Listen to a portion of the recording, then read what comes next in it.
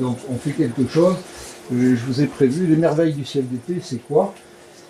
C'est simple, peut-être vous sauriez déjà, je vais en décevoir certains, je ne vais pas parler ni de la Lune, ni des planètes, ni du système de planètes, du système planétaire. On va carrément partir là où c'est tout noir, là où il n'y a rien en apparence, pour vous montrer justement qu'il y a quelque chose. En astronomie, ça s'appelle le ciel profond. Le ciel profond, ça veut dire que c'est loin, c'est pas lumineux, c'est noir, et on ne peut pas voir le ciel profond tout le temps, dès qu'il y a un petit peu de lune, tout disparaît. Ça, c'est l'astronomie. Donc voilà, les merveilles du ciel d'été.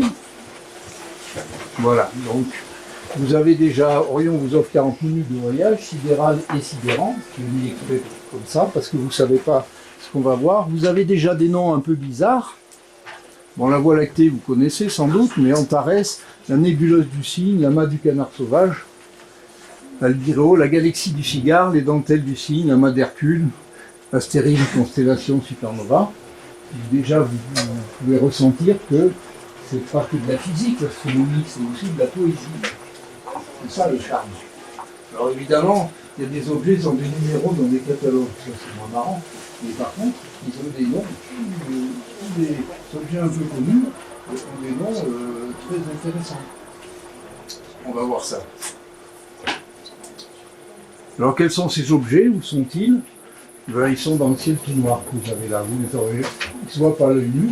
Donc si on ne s'y intéresse pas, on ne saura pas qu'ils existent. Alors on va faire un voyage. Alors le problème du voyage déjà, c'est compliqué. Parce que voyager, mais comment? Parce que là on est sur notre petite terre. Je précise petite terre. Est-ce que vous savez est-ce que vous avez une idée de la circonférence de la Terre, le tour de la Terre? 1600. Pardon? Ah non, la circonférence 40 000. 40 000 km. Exact. Donc 40 000 km, finalement, c'est rien. Hein. Vous prenez votre voiture, vous pouvez faire le tour. Hein. Bon, certes, il y a la mer à traverser, j'entends bien, mais finalement, c'est pas une distance énorme. Hein. L'île Marseille, ça fait quoi? 1000 km. Bon, c'est 40 fois l'île Marseille. On est 8 milliards sur une petite boule qui fait que 40 000 de... Est-ce que c'est une grosse boule, on ne sait pas. Hein. C'est une petite planète quand même. Hein. Déjà, c'est une première remarque. Et nous, on a l'intention ce soir de s'en aller très très loin. Donc, pour voyager, mais comment?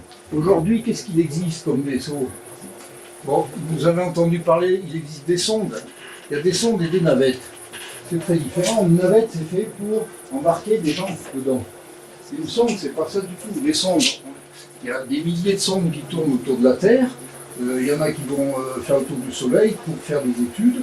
Mais une sonde, en gros, ça ressemble à une petite voiture, c'est pas plus gros. C'est une boîte d'informatique, de détecteurs, de télescopes, de tout ce que vous voulez, mais c'est pas fait pour monter dedans. Une navette, si on veut voyager ensemble, il faut qu'on ait un peu de confort, il faut pouvoir s'asseoir. Hein, il faut peut-être boire un verre de temps en temps, parce qu'on va avoir, ça va durer longtemps. Il faut que ça soit grand, donc si c'est grand, c'est lourd. C'est pas la même idée. Actuellement, les sondes, on arrive à la dernière sonde, la sonde Parker, qu'on a mis en orbite autour du Soleil. Elle s'est mise en orbite autour du Soleil pour surveiller le Soleil. Relativement près, elle n'a jamais été aussi près. Elle est protégée. Avec la gravité du Soleil, elle a fait une pointe à 700 000 km/h. Pas mal, 700 000 km/h. Bon, mais ça, c'est des sondes.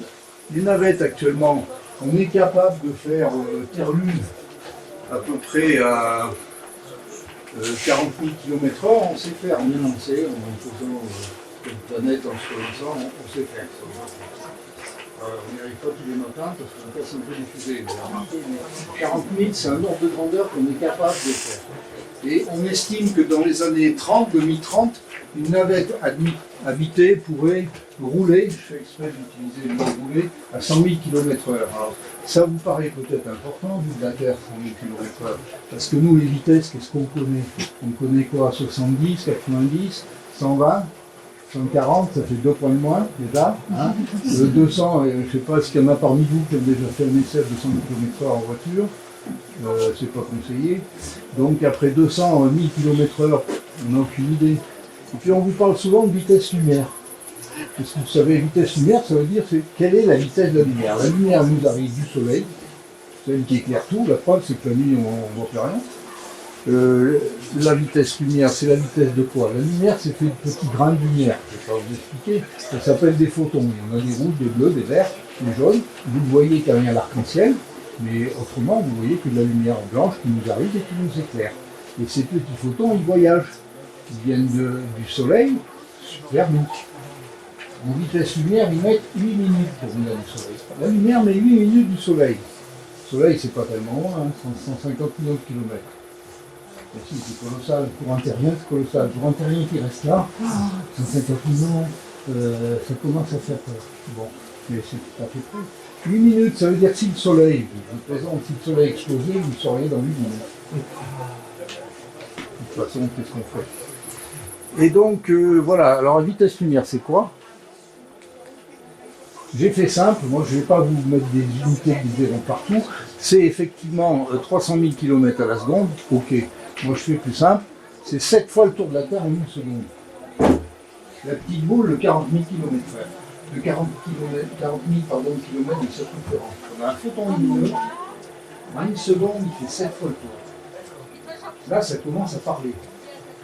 Et autant que je parle, justement, si j'étais un photon, j'aurais fait un paquet de fois le tour de la Terre. Alors vous vous dites, c'est une sacrée vitesse, est-ce que ça pourrait marcher? Partir loin.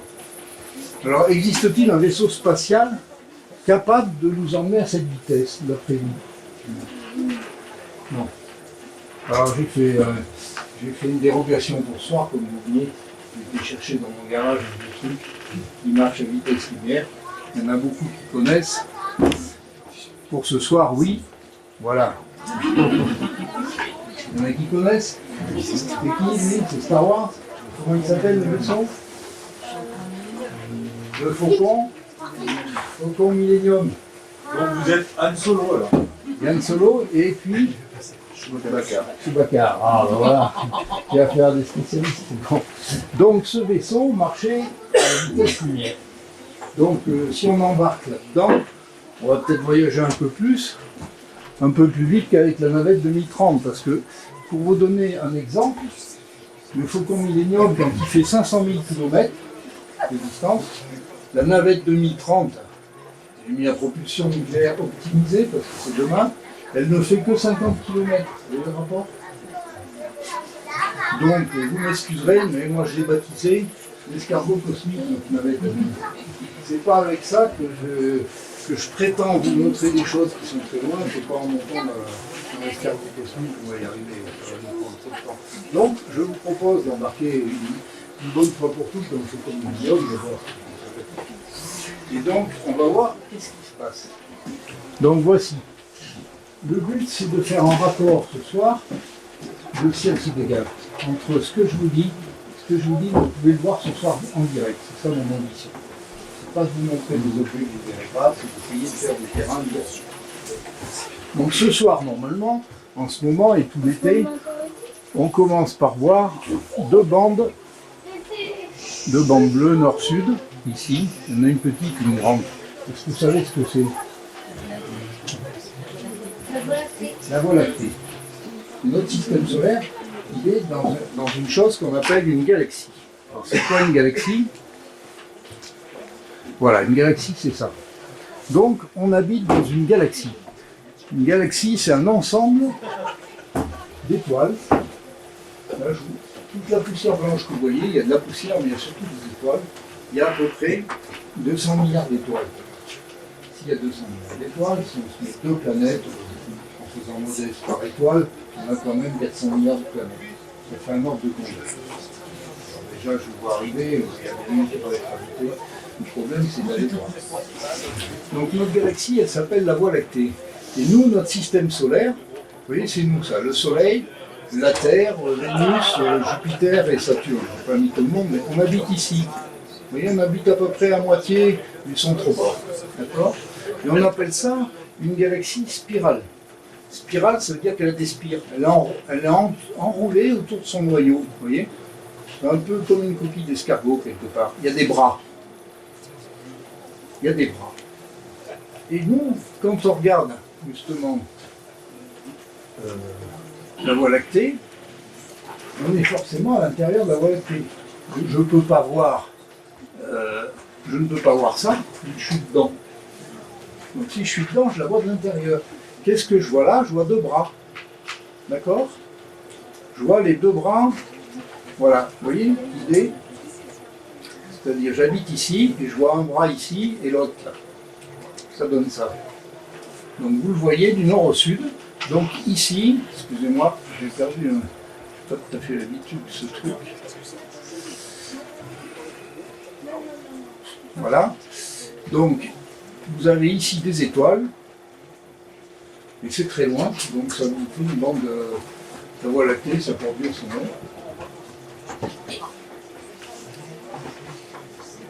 Donc déjà, on habite dans une galaxie. Ensuite, donc moi, l'ambition, c'est d'aller voir avec mon Faucon Millenium là-bas qu'est-ce qui se passe autour de tout ça. Bon, alors, vous sortez ce soir, il fait nuit. Vous allez voir, j'ai un peu durci le trait, j'en conviens. Vous allez voir plein sud, vous allez voir 5 étoiles. Alors déjà, c'est bizarre, ces 5 étoiles, parce que vous en avez 3 blanches et 2 oranges. J'ai un peu forcé sur la couleur pour la démonstration. Mais ce qui n'empêche que vous pourrez constater tout à l'heure que les étoiles, justement, premier indice, vous ne savez peut-être pas, les étoiles n'ont pas la même couleur. Déjà, ça pose une question. Comment ça se fait? Bon, ces étoiles principales, elles ont un nom. Alors, le nom des étoiles, c'est du latin, ou de l'arabe, ou du grec. Ça, c'est pas... parce que c'est très ancien. Donc vous avez les 3 de Neb, Végal, Taïr, les étoiles blanches, et Antares et Arcturus, les 2 oranges. Donc là, on est parti avec notre Faucon Millenium, là. Alors pour l'instant, on n'a pas besoin de carte pour se balader, puisqu'on les voit, les étoiles, c'est juste qu'on sait droit dessus. Alors avec une fusée, c'est pas comme ça se fait, mais avec un Faucon Millenium, on peut se permettre, si vous tirez tout droit, de tirer à fond, on ne s'agit pas. Enfin, à fond, on parle à Albert Einstein, il ne sera pas d'accord avec ça, parce que ça ne va pas marcher. Il va se passer des trucs. Mais pour ce soir, ça va bien se passer. Donc vous allez sur une étoile comme Altaïr, on va commencer par celle-ci, et on s'aperçoit qu'elle est blanche, on vient d'en discuter. Le petit rond barré, quand il y a marqué le petit rond barré ici, là, ça veut dire diamètre. Ça veut dire qu'elle fait 2 fois le diamètre du Soleil. Déjà, c'est une étoile plus grosse que notre Soleil. Ok. Les températures, je vous rassure, je ne vais pas aller trop loin dans les unités ici. Mais la température, c'est intéressant. C'est la température au sol. Au sol, cette étoile, elle fait 7500 degrés au sol. C'est beaucoup? Vu de la Terre, c'est beaucoup. Le problème de la difficulté de l'astronomie, c'est que c'est les mêmes unités que sur Terre, et il y a des zéros de plus partout. Alors que ce soit les distances, c'est plus des kilomètres, c'est des trucs avec 10 zéros, mais c'est quand même des kilomètres. La température, il n'y a jamais moins de 5 ou 6 zéros, bien sûr. Les poids, les masses, je ne vous en parle même pas, et les vitesses, c'est supersonique tout le temps. Donc, mais si on s'habitue, c'est pour ça que à travers cet exposé, il y a des personnes qui ont peur du noir, du ciel, de l'astronomie, parce qu'ils sont terrassés par les unités. Si on s'y habitue, il faut accepter que là-bas, c'est plus que grand, c'est infini. Donc on voit des choses qui sont très loin, très chaudes, très massives. Je ne sais pas donc sur la bonne terre. Donc cette étoile, elle fait 7500 degrés. Son âge, c'est 16 années. Bon, ça, c'est peut-être pas important. On va voir la suivante. Son âge pardon, sa distance, excusez-moi, j'ai dit négatif. Merci.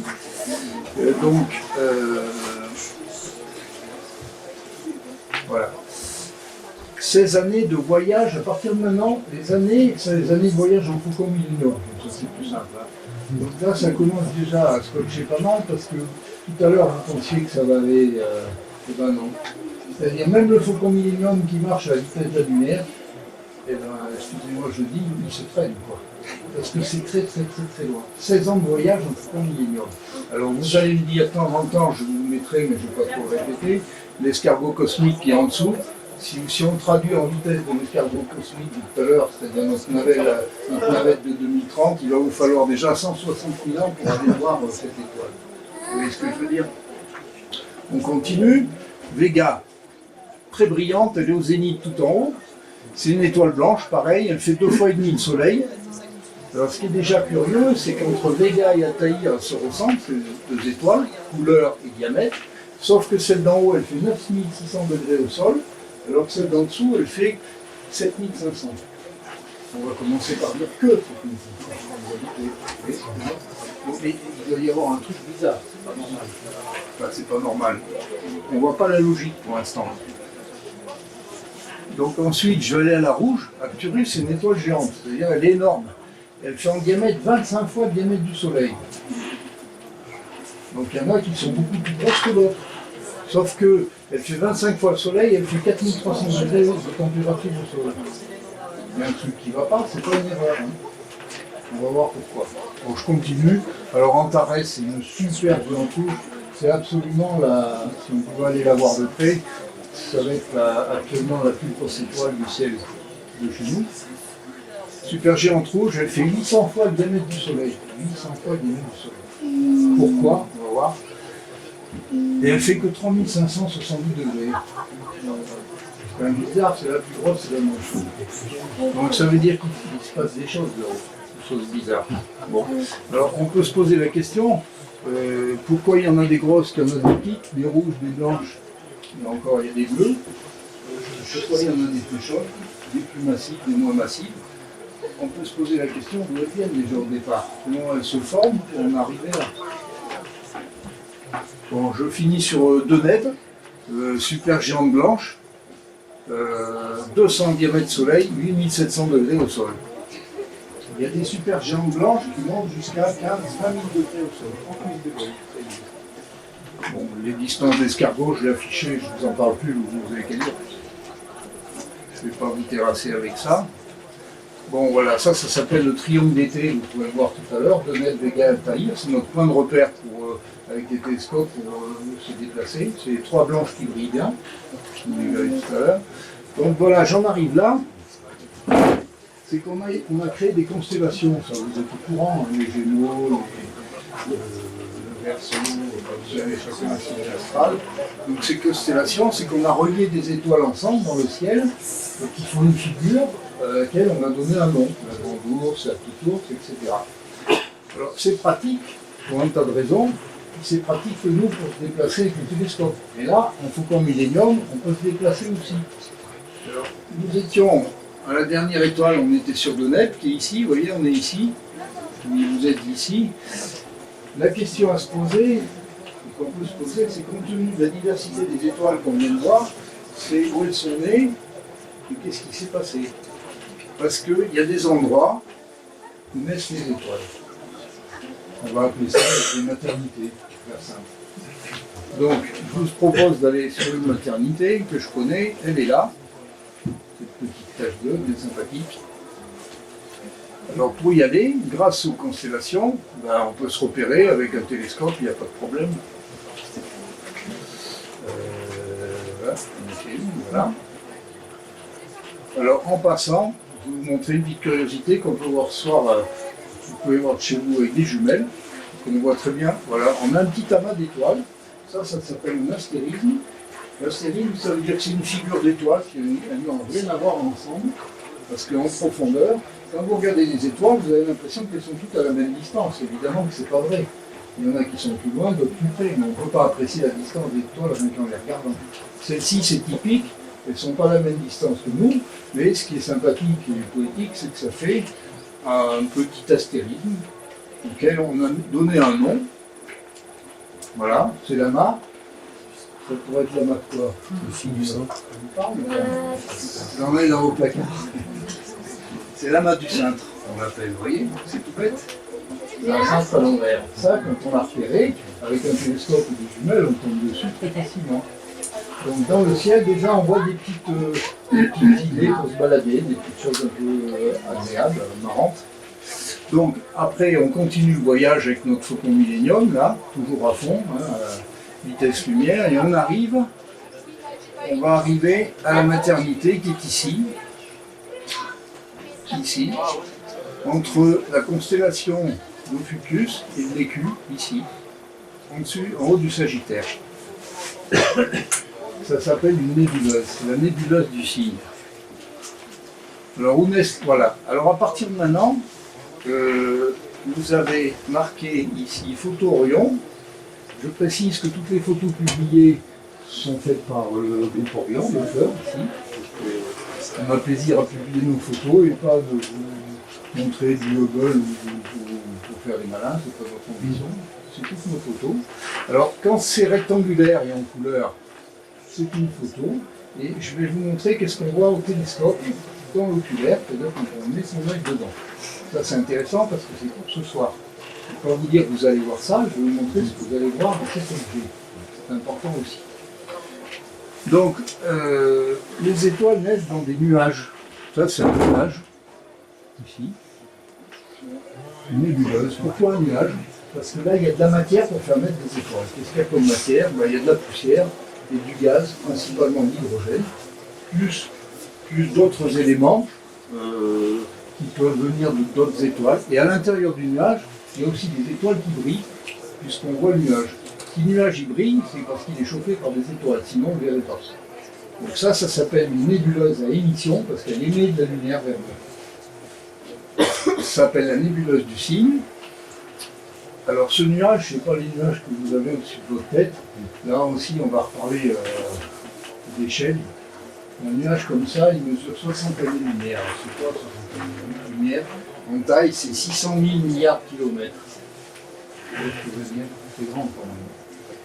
C'est un peu plus grand que la distance qu'à Soleil. C'est un nuage. Et des nuages comme ça, il y en a beaucoup dans l'univers. Alors ce nuage, il paraît épais, là, tel quel, parce que c'est dense. Il n'est pas du tout. Ça ressemble un peu à de la fumée de cigarette.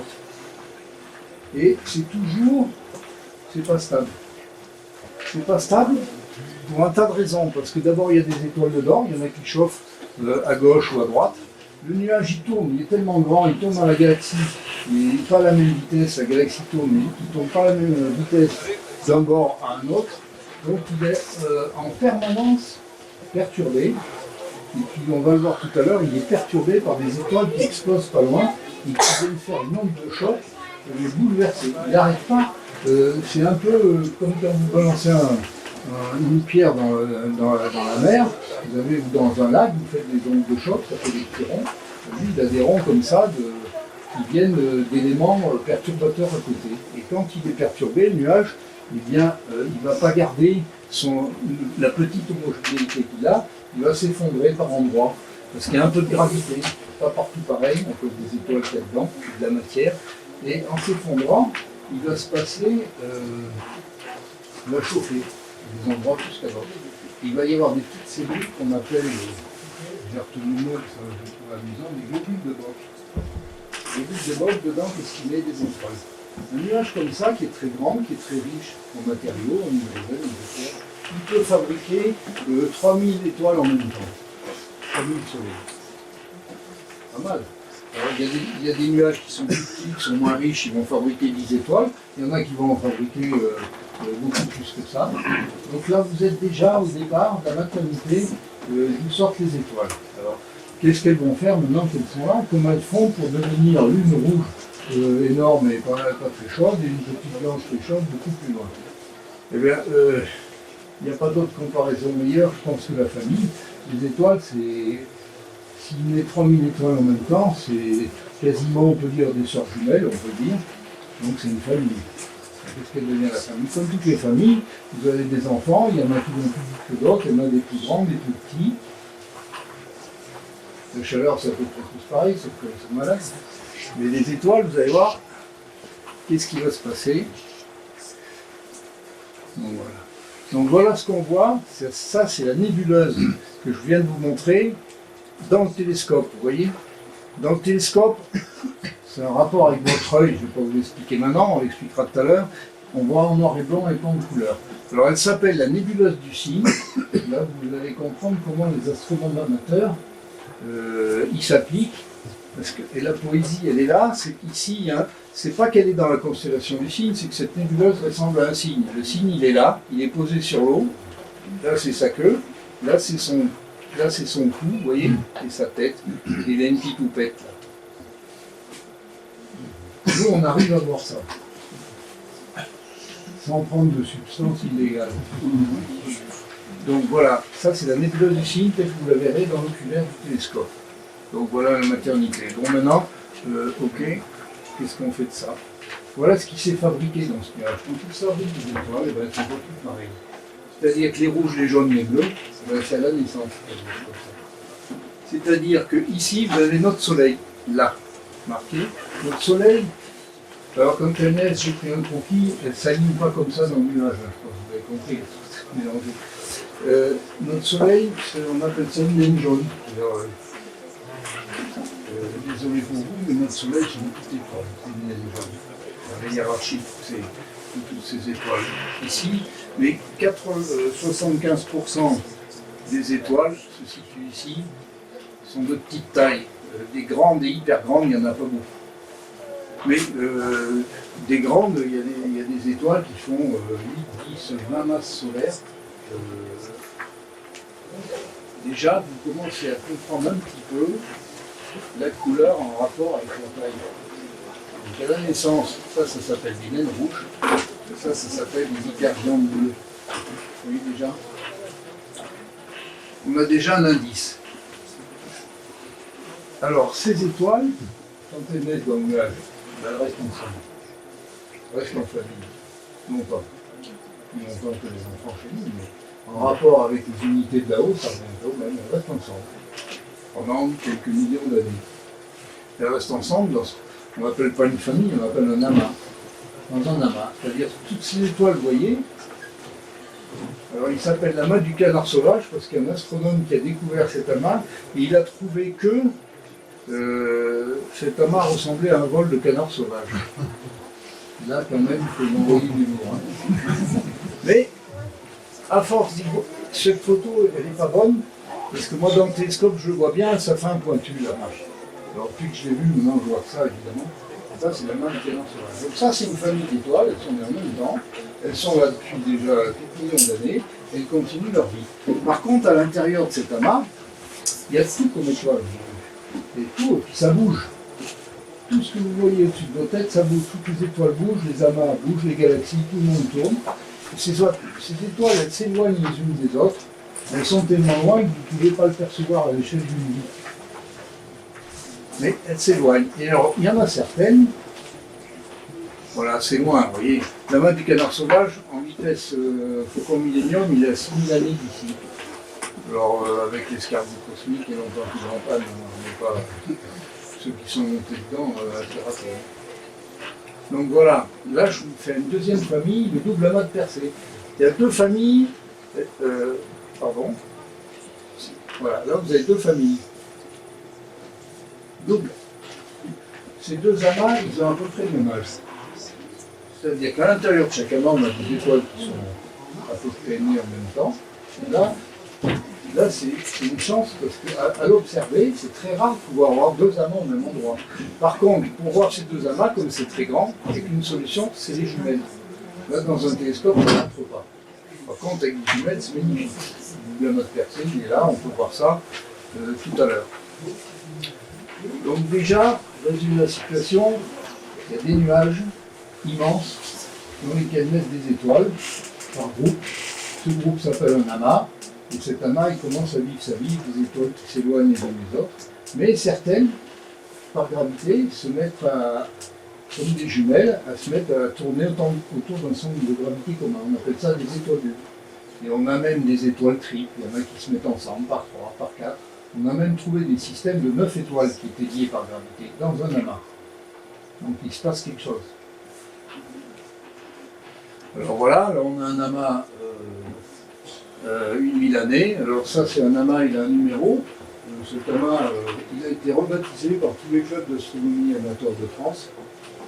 Alors, à tel point qu'on s'est changé le mot sous le manteau entre nous. Et aujourd'hui, il est sur Internet, ils ont mis le nom des clubs amateurs. Voilà. Alors on l'appelle comment? On l'appelle E.T. Nous, cet amas. Vous voyez? Donc ça, au télescope, ça se voit ce soir, si vous voyez E.T. Il est assez sympa parce qu'il a un œil gros et un petit. Il a des étoiles en couleur, vous voyez? Et il fait téléphone maison. Donc voilà, ça c'est un peu d'humour d'amateurs. Donc ça, c'est un amas avec des étoiles qui sont contemporaines. Vous voyez bien qu'elles sont ensemble, celles-là. Toutes celles-là font partie de l'amas. Un autre exemple, voilà, 2 étoiles. Dans la Grande Ourse, vous connaissez tous le chariot. Hein, le chariot, la casserole, je ne sais pas comment vous pouvez l'appeler. D'ailleurs, on verra peut-être dehors. La Grande Ourse, en fait, c'est soit une Grande Ourse ou une casserole, c'est l'un ou l'autre. Alors pourquoi on dit casserole? C'est parce qu'on voit 7 étoiles principales qui sont là. En fait, la Grande Ourse, il y a d'autres étoiles. Et en fait, dans la Grande Ourse, ça c'est sa queue, ça c'est son corps. Devant, il y a la tête et en dessous, il y a les pattes. Mais c'est des étoiles qu'on ne perçoit pas bien, donc on n'en parle plus, on fait Grande Ourse égale chariot. Là où je voulais vous interpeller, vous avez par exemple Mizar et Alcor, c'est la 2e étoile. Celle-ci, c'est un système double. Et on arrive à les dédoubler à l'œil nu. On regardera ça ensemble tout à l'heure. C'est-à-dire on en voit 2. Et si vous pointez le télescope, en grossissant à 100 fois, vous avez Mizar, Alcor, vous voyez, ça c'est le double. Aux jumelles, on voit très bien, mais à l'œil nu aussi. Et voilà, et si je mets au télescope, ici, Mizar, celle-là, eh ben, elle-même est double. Donc j'arrive à en voir 3 au lieu de 2 avec un télescope. C'est-à-dire que ces étoiles, A et B, c'est fait exprès, les A et B, elles ont un centre de gravité commun. Et si on va plus loin, mais on n'a pas le matériel qu'il faut ici, elles ne sont pas doubles, elles sont triples. Mizar, elle est triple. 60 à 65% de toutes les étoiles que vous voyez au-dessus de votre tête ne sont pas simples. Vous les voyez simples à l'œil nu. Si vous pointez le télescope, la plupart du temps, vous en verrez 2, voire 3. Parce qu'elles sont issues du nuage de tout à l'heure, elles ont été dans un amas où elles y sont encore, et certaines continuent à tourner ensemble. C'est une espèce de billard cosmique, vous voyez. C'est comme ça que ça marche. Alors le pire, c'est la polaire. Vous connaissez tous la polaire qui est au bout de la petite ours. L'étoile polaire, tout le monde connaît. Et bien l'étoile polaire, si on la regarde bien, elle est double déjà. Il y a une étoile polaire A et une étoile polaire B, c'est toujours comme ça qu'on les note. Et si on a vraiment un gros matériel,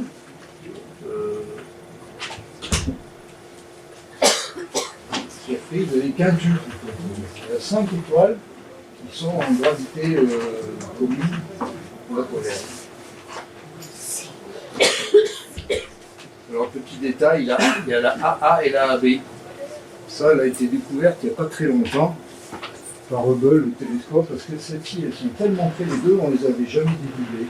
Donc avant, on pensait qu'on en avait trouvé 4. Là, on est à 5, depuis Hubble, c'est une affaire d'il n'y a même pas 10 ans.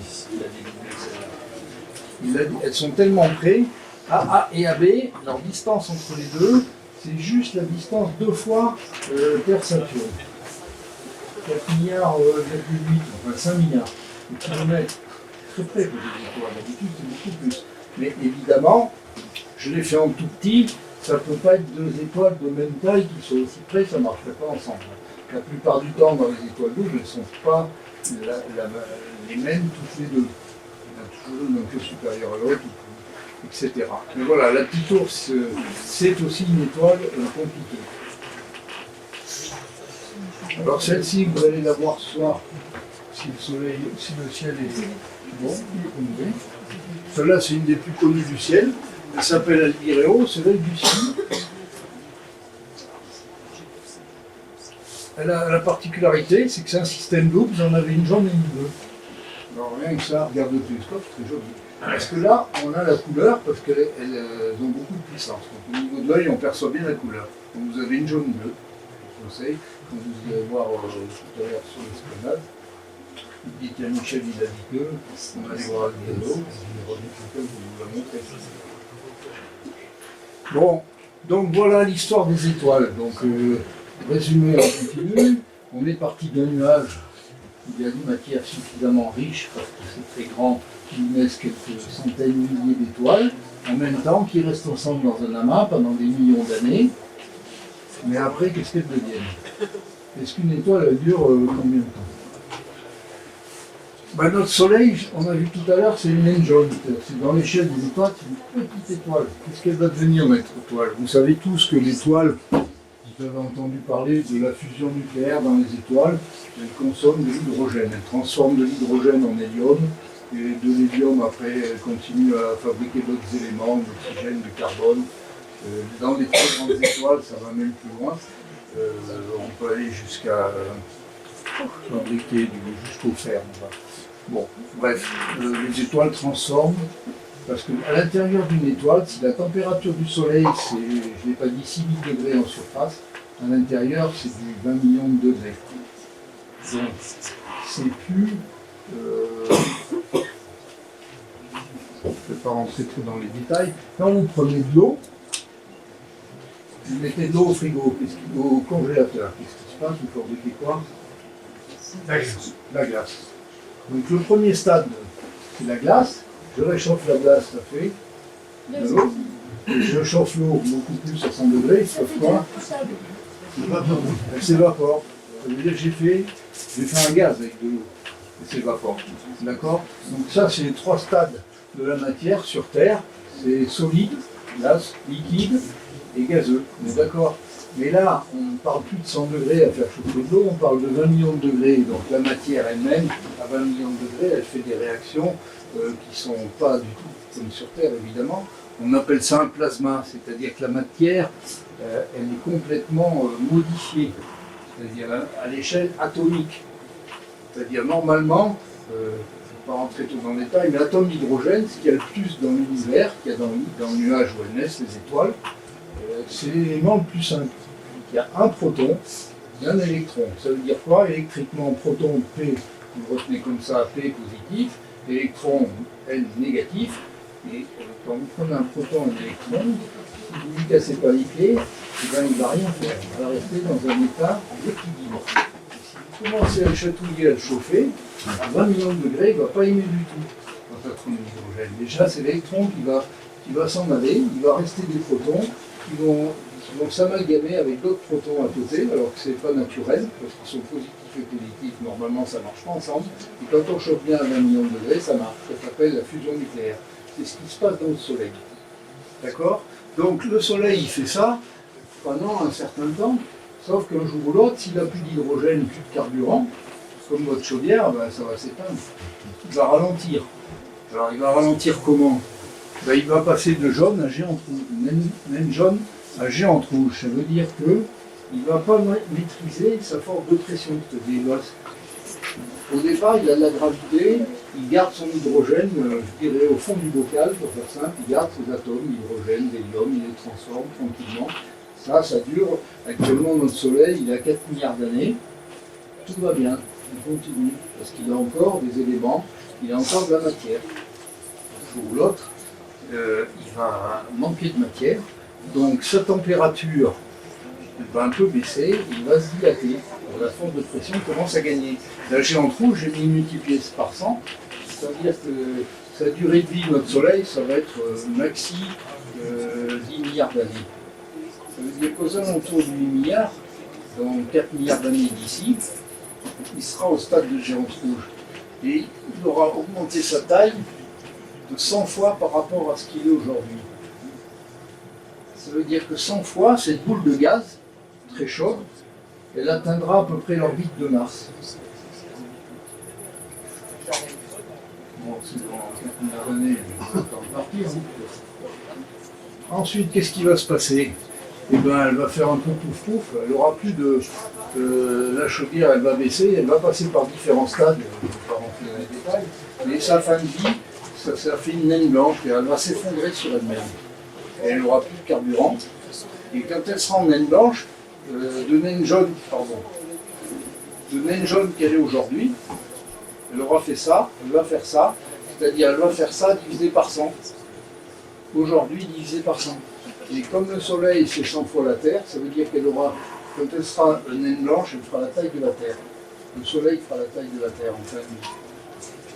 Et elle va continuer à briller pendant 200-300 millions d'années, et après elle finira une naine noire, éteinte. Plus personne, on ne saura pas qu'il y avait des planètes, on ne savait pas qu'il y avait une petite boule noire qui se baladera. C'est fini. Je ne vais pas finir là, c'est pas très optimiste.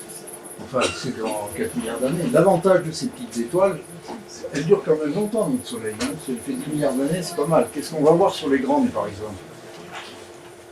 Voilà, alors là, je vous ai mis quelques étoiles. C'est notre Soleil en naine blanche, une fin de vie. Ça, on peut le voir au télescope. Qu'est-ce qu'on voit? Ça s'appelle Dumbbell, l'alter ou le trognon de pomme. On va baptiser comme ça. Alors l'alter, elle est là, vous voyez, le trognon de pomme, il est là, vous le voyez? L'astronome amateur, il est un peu finot, hein, il voit des trucs incroyables dans son télescope. Alors qu'est-ce qu'il voit dans le télescope? Voilà ce qu'il voit en noir et blanc. Elle est là, vous voyez? Ça s'appelle Dumbbell. Dumbbell, c'est la cloche ou le trognon de pomme, dans la constellation du Petit Renard. Ça, c'est une étoile de la taille du Soleil qui est en train de finir sa vie. Donc elle dégage dans l'univers une partie de sa matière, de son médium, de ce qui lui reste. Et comme il n'y a pas de gravité dans l'univers, ben, ça part à des vitesses assez considérables. On va voir où. Donc voilà, là je vous en ai trouvé une autre. Ça se voit au télescope, ça s'appelle l'anneau de la Lyre. On le voit comme ça dans le télescope. Et là vous avez une étoile qui est en train de la taille du Soleil, qui est morte. Qui finit sa vie. Donc elle dégage un peu tout ce qu'elle avait qui s'en va dans l'univers. Et elle finit en naine noire dans 300 ou 400 millions d'années. Voilà comment ça marche. Pour les petites étoiles comme le Soleil, d'accord? Alors vous allez me dire, Antares, tout à l'heure je vous ai dit qu'Antares c'était celle-là, là, dans le Scorpion. Je vous ai dit qu'elle faisait 700 fois le diamètre du Soleil. Alors c'est un peu curieux cette idée. Ça veut dire qu'au départ, elle était déjà plus grande que le Soleil. Celle qu'on a vue, qui sont nées dans le nuage tout à l'heure, où il y avait des bleus, des géantes bleues, ben, c'était une géante, une hypergéante, Antares, à son début. Donc, d'hypergéante, elle s'est dilatée aussi, mais au lieu de faire une géante rouge, elle fait une hypergéante rouge. Elle est au stade d'hypergéante rouge, c'est-à-dire qu'elle a consommé son carburant aussi. Donc celle-ci, elle est en fin de vie, Antares aussi. C'est pour ça qu'elle est très dilatée.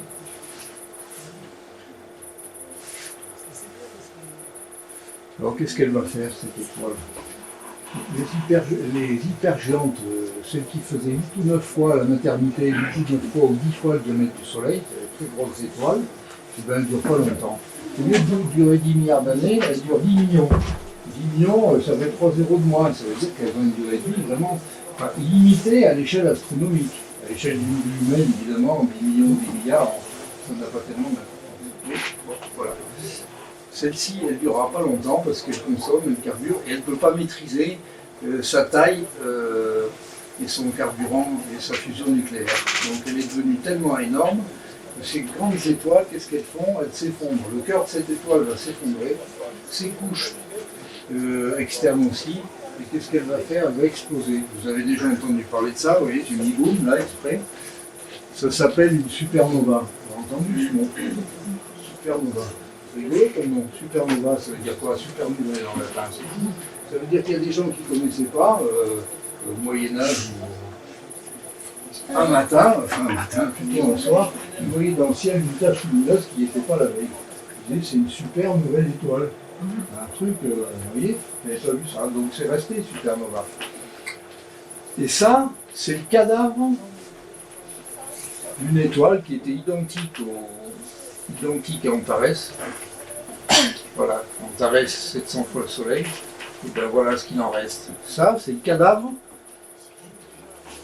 C'est le cadavre de cette étoile hypergéante qui a explosé, c'est ce qu'il en reste. Et ça se répand dans l'univers. Ça se répand à des vitesses importantes. Parce qu'il n'y a rien dans l'univers, c'est vide. Il n'y a pas de gravité, il n'y a rien, il n'y a pas d'obstacle. Donc ça se déplace. L'ordre de grandeur, c'est du style 100 km par seconde. Par seconde, ça fait du 40 000 km/h. 100, 000, ouais, c'est ça. Et actuellement, si on regarde ça au télescope, eh ben, c'est tellement grand. Quelle taille ça fait? Tiens, ben voilà. Ça fait quoi comme taille? Voilà ce que ça fait comme taille. Visuellement, ça fait 8 fois la pleine lune. C'est-à-dire, si on pouvait l'éclairer avec un phare, on verrait un truc qui fait 8 fois la taille de la pleine lune. Le problème, c'est qu'elle est très loin, pas très lumineuse, et qu'on ne peut pas la voir à l'œil nu. On peut la voir au télescope, et encore avec un gros télescope et des filtres. pour la mettre en évidence. Mais on peut faire ça ici. Qu'est-ce qu'on voit? On voit ça. Alors qu'est-ce que c'est ça? Ben, c'est ça. Voilà, ça, vous voyez, la dentelle du cygne, c'est tellement grand que dans mon télescope, elle ne rentre pas. Il ne rentre que ce morceau. Vous voyez le plan? Ça, c'est ça. Donc si je veux la voir en entier, le télescope, il faut que je fasse le tour, que je prenne des petits morceaux chaque fois. Parce que c'est immense, il faut la pleine lune. D'accord? Alors, on va boucler la boucle, parce que qu'est-ce qui se passe? Bon, vous avez vu que les hypergéantes, elles explosent, et que les naines, comme notre Soleil, elles s'effondrent, mais qu'elles répandent aussi un peu de matière. Ça ressemble un peu à ça, mais beaucoup plus petit. Et qu'est-ce que ça devient tout ça? Qu'est-ce que ça devient? J'en oublie un. Ça pareil. Ben, qu'est-ce que ça vient? Ça revient au début, quand je vous ai parlé que le nuage de la maternité où naissaient les étoiles était instable. Pourquoi il est instable? C'est à cause d'elle. C'est à cause des deux, la petite qui envoie, et la grande qui envoie tout ce qui lui reste dans l'univers à une vitesse de 100 à 150 km/s. Ça arrive à un moment donné sur le nuage d'à côté. Et ça me pulvérise. Et quand le nuage il est pulvérisé avec la taille qu'il a, il s'effondre par morceaux. Il chauffe, il y a des endroits où il y a des étoiles déjà, il y a des cadavres, donc ça enrichit le nuage. Les hypergéantes, il faut savoir qu'elles ont fabriqué des matériaux lourds. Elles ont même fabriqué du fer à la fin, elles ont même fabriqué de l'or. Dans ce cas, on ne peut pas aller chercher. Mais elles ont fabriqué des éléments lourds qui enrichissent le nuage. Qu'est-ce qui va se passer comme nuage de nouveau s'effondrer? Ça va fabriquer des étoiles. Ça veut dire que ça, c'est la nourriture du nuage pour fabriquer d'autres étoiles. Et la vie continue. D'accord? Ça vous paraît, ça va? Ouais, voilà. C'est pas compliqué, hein? C'est l'éternel recommencement. Voilà. Donc, on n'est pas loin de la fin du voyage. Je voudrais vous montrer un autre truc incroyable. Donc là, vous avez déjà vu des petites étoiles, des grandes étoiles, des couleurs différentes, des températures différentes, la naissance des étoiles, les amas, c'est important, la famille, pendant longtemps, pendant des millions d'années, on reste ensemble. Et à la fin, les petites s'effondrent, les grandes explosent. Voilà. C'est un peu simplifié, mais c'est ça. Et il y a quand même un objet particulier, que je voudrais vous montrer. Voilà, alors là, je vous propose, là, en fait, tout ce qu'on a vu, c'est juste dans cet environnement-là. Toutes les étoiles, les amas qu'on voit ici, les nébuleuses, c'est que nos voisines. On ne voit pas plus loin que le bout de notre nez. C'est tout ça. Et dans la galaxie, il y en a autant. Mais là, tout notre univers à nous, de ce qu'on voit visible au télescope ou à l'œil, c'est là. Là, je vous propose le truc. On prend Faucon Millenium, on met la manette à fond, et on part en bordure de la galaxie, pour finir, et on arrive sur quelque chose d'assez incroyable, c'est ça. Ça s'appelle aussi un amas. Et c'est pas un amas d'étoiles de naissance, c'est un amas globulaire. Il ne s'est pas fabriqué dans un nuage, il s'est fabriqué en même temps que la galaxie.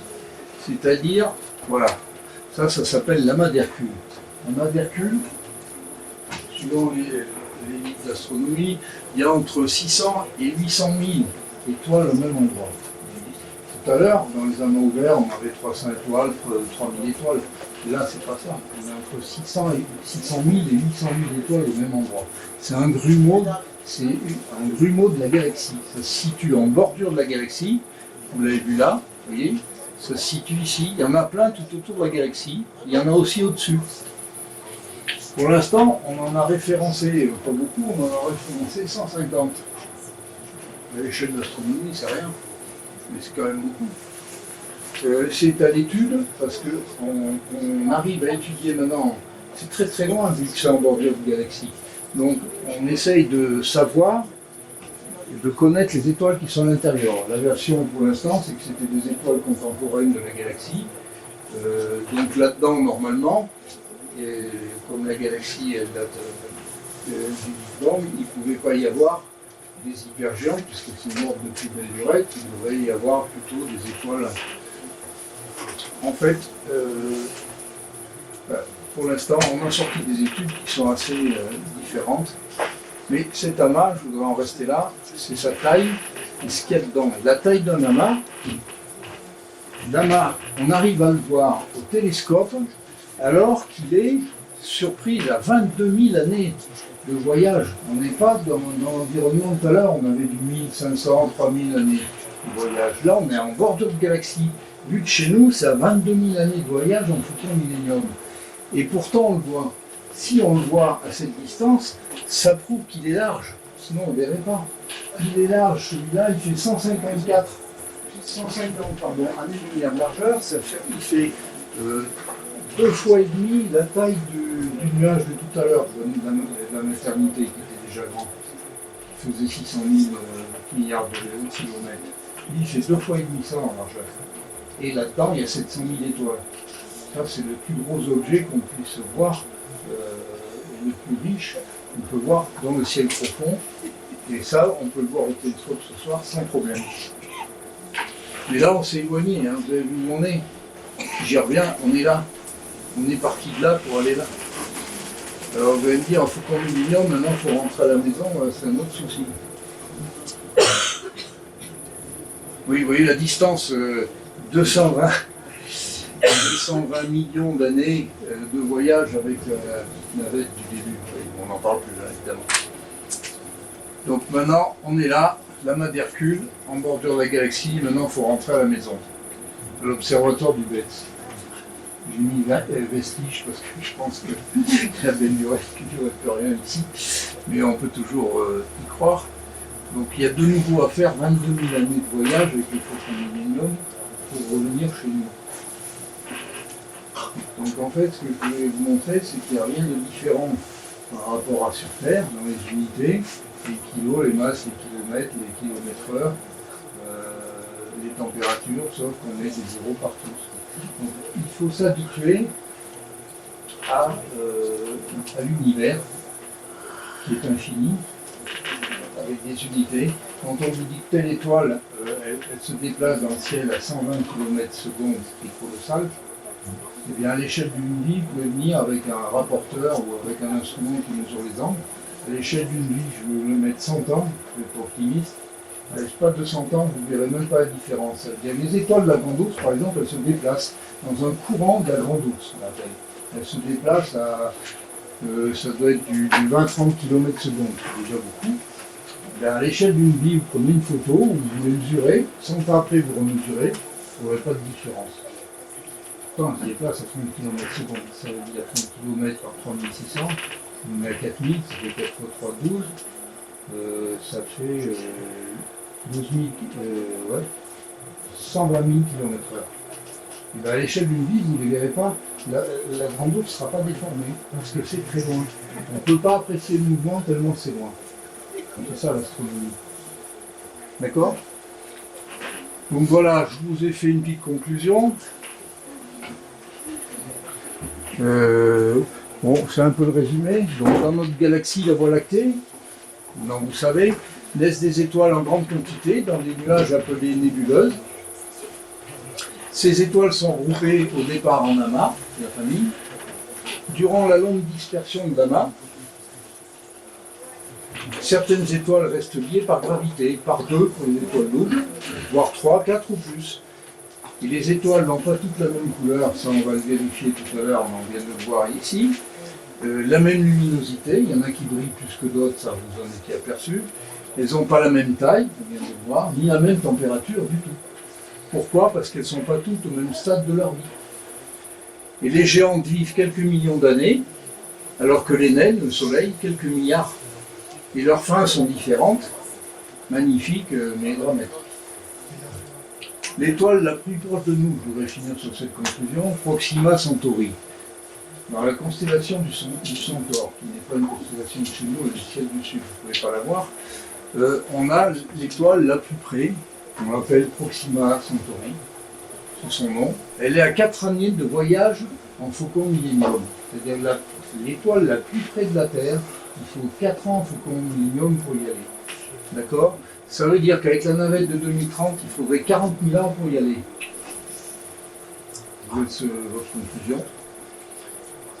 Mais elle possède au moins une planète. On lui a trouvé une petite planète. C'est pas une grosse étoile non plus, hein, Proxima du Centaure. Ça doit être une naine rouge, il y a une planète, une exoplanète. Est-ce qu'on peut y vivre? Est-ce qu'elle a les conditions? C'est ce qu'on étudie. On étudie plein des exoplanètes. Exoplanète, le mot exo, ça veut dire que ça en dehors de chez nous, ça en dehors de notre système solaire. Ce pas des planètes qui tournent autour du Soleil, c'est des planètes qui tournent autour d'étoiles qui sont là-bas. Exoplanètes. On en étudie, on a des méthodes pour l'étudier, on en a au moins étudié 8 à 10 000 actuellement. On n'a pas encore trouvé une planète qui voit les mêmes conditions que la nôtre. Mais on cherche. Ceci dit, on cherche, mais il faut quand même savoir que la première planète si Proxima du Centaure, elle a 4 années de voyage, ça veut dire que ce sont des exoplanètes aussi. Donc voilà, la planète la plus près de chez nous, elle a 4 années de voyage en Faucon Millennium. C'était la conclusion. Donc j'ai mis un petit avis personnel, nous avons une belle planète, la Terre, une galaxie magnifique et riche d'objets. Ça, c'est une remarque d'astronome amateur, extraordinaire à contempler. J'espère que vous allez pouvoir le faire, même avec des télescopes amateurs, et l'enrichissement culturel qu'il nous procure est infini. J'ai fini. Merci.